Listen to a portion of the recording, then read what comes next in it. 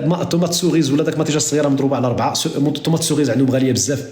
طوماط سوغيز كدير عندهم 100 درهم للكيلو، 100 درهم 10 د الاورو جدك. هذه طوماط سوغيز، طوماط سوغيز. دابا هادو في الجزائر راه قليل اللي كيسمع طوماط سوغيز، راه ما يعرفوهاش. دابا نعيط يطلع اي جزائري والله ما يعرف طوماط سوغيز شنو هي. ايوا في اطار جوده الحياه، فهمت؟ شوفوا ضربوا لي العقود العنب كي داير. شوفوا هادشي دابا كيتضامن معنا السي عبد المجيد. بقينا فيه حنا، بقى فيه سعيد برنوس كيضرب عليه قهوه. لا ربيعه شكرا غزاله، شكرا الله يحفظك ربيعه. شمي حفظ الله تعالى وتمايلو العز. هذه نعم سيديك سميتو عليه كيتضامن معنا السي عبد المجيد. ها انت اسمع دوك هذه بلاد رانا فيها. اسمعوا كديو الهجره لمن استطاع خوتي، اقسم بالله الهجره لمن استطاع. بلغ السيد زوبه خدم جورنيه باش تشري ساشي بطاطا. ثم هذه ساشي بطاطا ب 80,000. هاي هذه 80,000. 3 كيلو بطاطا 80,000. ساشي بطاطا 80,000. هذه بلاد رانا جورني فيها. ثمن ديال الجورنيه. هذه بلاد رانا فيها. نهار الخدمه هذه بلاد يا ناس. 3 كيلو بطاطا. هذه بلاد رانا السي عبد المجيد كيتضامن معنا حنا، يا كيتضامن مع الشعب المغربي. هذه غير دابا البدايه، مازال ما وصلناش، راه مازال. خليكم معنا وبارطاجي مع الاصدقاء يجيو يضحكوا. محمد سي اسماعيل تحياتي لك الحبيب. بونسوار ابو ريهام. بونسوار خالد. شكرا ميرسي. والله ها انت كيتضامن معايا. انا اليوم شريت مطيشه ب5 دراهم عاد في طنجه، اغلى مدينه ثاني اغلى مدينه في المغرب. كاين طنجه الاولى الحسيمه، من موراها طنجه. فهمنا؟ كنزه تفرجي وسكتي. الدي ار اس عبله تفرجي وسكتي. ها انت يا شريفه ديالي. ها عبد المجيد كازا 6 دراهم، فاس 4 دراهم، مراكش 3 دراهم، طنجه ثاني اغلى مدينه في المغرب. اغلى يعني على مستوى سميتو يعني الاسعار ديال المواد الغذائيه اللي غاليه. الاولى هي الحسيمه واللي من موراها طنجه 5 دراهم مطيشه اليوم خديتها. ها هي في الجزائر. نعم سيدي ليك اليوم. ها انت طماطم 2600 دينار، شتي 2600 260 دينار، 260 13 درهم. 13 درهم في الجزائر، 13 درهم. هذا السي عبد المجيد كيدير معنا، كيتضامن معنا. قال لك راني كنضامن من المحنه ديالو. احنا غنسمعوا دابا. احنا غير كنديروا معكم سميتو عليه. ملي غنبداو مع السي عبد المجيد بلي من لا 2 دراهم ونص، بلي من لا لكاع المناطق. شوف المناطق الفلاحيه والفيلاجات الصغار في المغرب كامل كاين الرخاء. طنجه لان راكم عارفين تضخم طنجه مدينه ديال الفرص، ديال كلشي فهمتي. اللي جا مول المكتبه كيغلي على الجزار كيغلي على مول الدجاج كيغلي على مول الفخر كيغلي على النجار كيغلي على السباق كيغلي على الميكانيسيان. وهي غاديه. شكون كياكل الدق؟ الموظفين وذوي الاجره المحدوده. اما ذوي المهن الحره في هذا النوع نتاع المدن راه خدامين هكا ولا باس عليهم. شكون اللي كياكل الدق في المدن اللي بحال طنجه؟ الموظفين وذوي الاجور المحسوبه، يعني المأجورين اللي خدام كيتخلص بالمنظه من شهر لشهر، ماشي فريلانسر. كنت غادي ندير تحدي مع اسماء صيفطت لي ولكن لا ماشي دابا حتى نضحكوا مع السي عبد المجيد. الاخوان منين نبداو؟ منين نبداو مع السي عبد المجيد؟ منين غادي نبداو؟ شويه بشويه ياك، غادي كنطلعوا الدوزاج ياك هكا.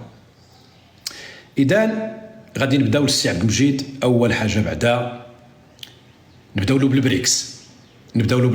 سير السي عبد المجيد يلا. Moi, je n'ai fait aucune déclaration officielle. Mais je نظن باللي احنا كنا باغيين ندخلوا المنظمة البريكس لأسباب معينة. لما شفنا إلى ما آلت إليه البريكس الأسباب هذه أصبحت غير واضحة. إذن الرغبة نتاعنا في الدخول للبريكس ما بقاتش نفس الرغبة اللي احنا كنا باغيين نفوتوا مع كتلة. السي عبد المجيد لماذا تكذب وتقول أن العنب حامض؟ علاش السي عبد المجيد؟ علاش ما تكونش صريح وتقول بأنه تم رفضي للمرة الثانية؟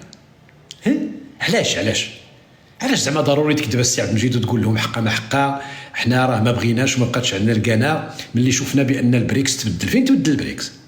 واشنو تبدل في البريكس؟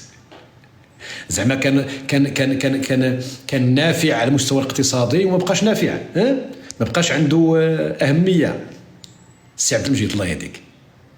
بالعكس دابا عاد زيان النيفه بن عمي راه قالها بنت عمي قالها تكلم على مستقبل كشاف. لكن سيد الرئيس، الجزائر عندما قدمت الملف اعتقد في اجتماع جنوب افريقيا قيل ان هناك بعض من تحرك لمنع الجزائر من الدخول لهذه المجموعه. هل هناك اطراف اللي داروها يعرفوا اللي ما اثروش في الجزائر؟ هذا هو، احنا يعرفوا. لا اثروا السي عبد المجيد، والله لا اثرنا فيكم السي عبد المجيد، بهدلناكم السي عبد المجيد، صرتم اضحوكه السي عبد المجيد. تم التأثير بقوة. ردود الأفعال على مستوى الرأي العام الجزائري أصيبوا بخيبة أمل. الكيدار 31 غبر لمدة شهر و3 أيام. الكيدار 31 غبر من تيك توك لمدة شهر أو 3 أيام. مصطفى بوسبير أصيب بأزمة نفسية ما خرجش من الدار لمدة 15 يوم. لا تنسد الباب راني كنغوت بالجد.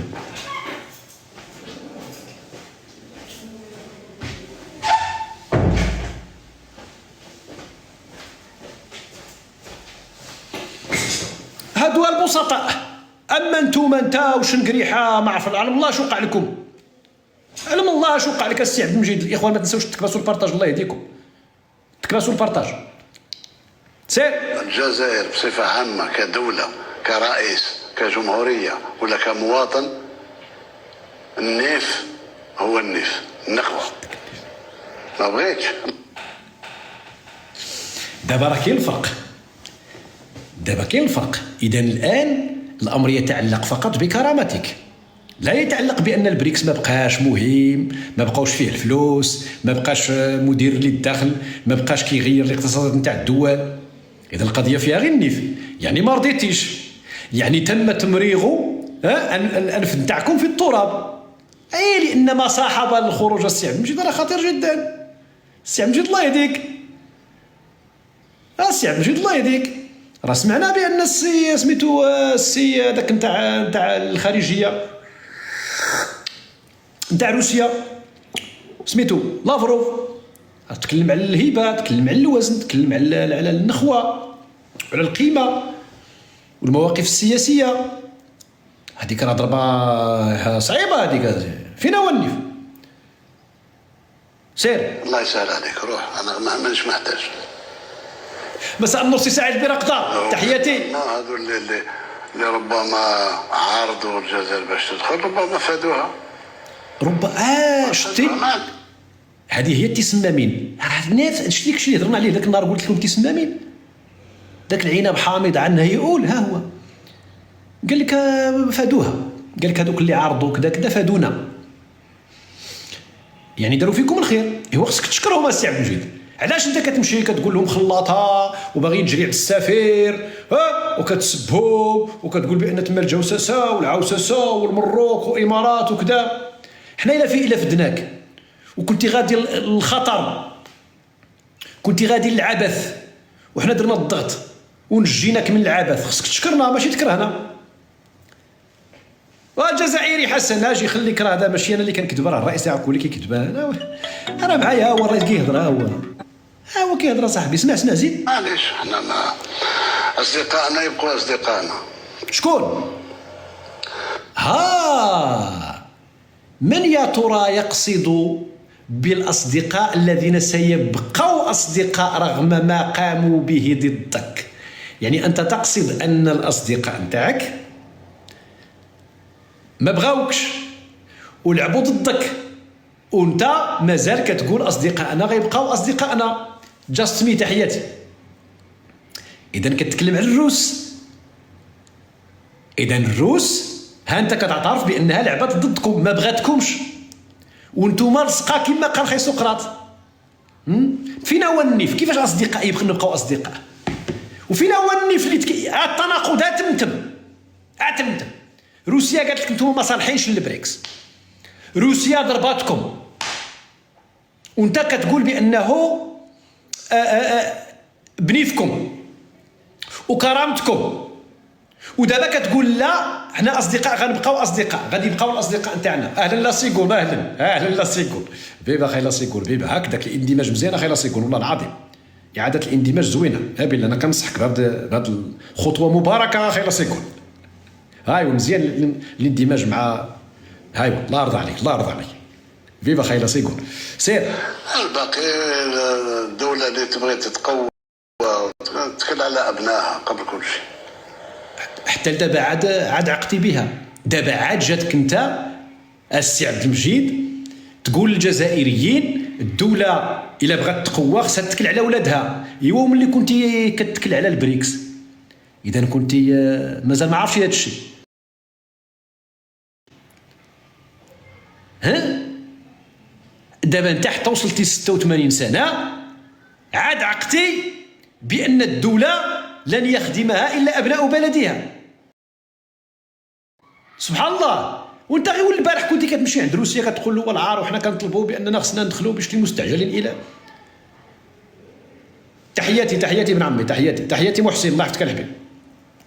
تكل على أبنائك وعلى اقتصادك وبني اقتصاد قوي، بني اقتصاد قوي، ما تحوش تبني اقتصاد بنتاع الغير. هذا هو. شتي اش قال ولا؟ قال له بني اقتصادك وما تحوسش تبني اقتصاد الغير. يعني الجزائريه جدك كانت غتدخل للبريكس وغتبني الاقتصاد نتاع الهند، كانت غترتكب خطا الحياه ديالها، كانت غتدخل للبريكس دابا داخله بمليار ونص في ذاك البنكه ديال التنميه ديال ذاك البريكس. شحال الفلوس؟ مليار ونص، مليار فاصله 5 ديال الدولار. هذا شنو؟ ما كتنميش ديال الغير. نتاع من بعد؟ نتاع روسيا. دابا انت الجزائر تنمي الاقتصاد نتاع روسيا بيبا. الله العظيم السي كاين غير ذاك خطا الحياه. زيد الجزائر تطوي يعني صفحات البريكس نهائيا.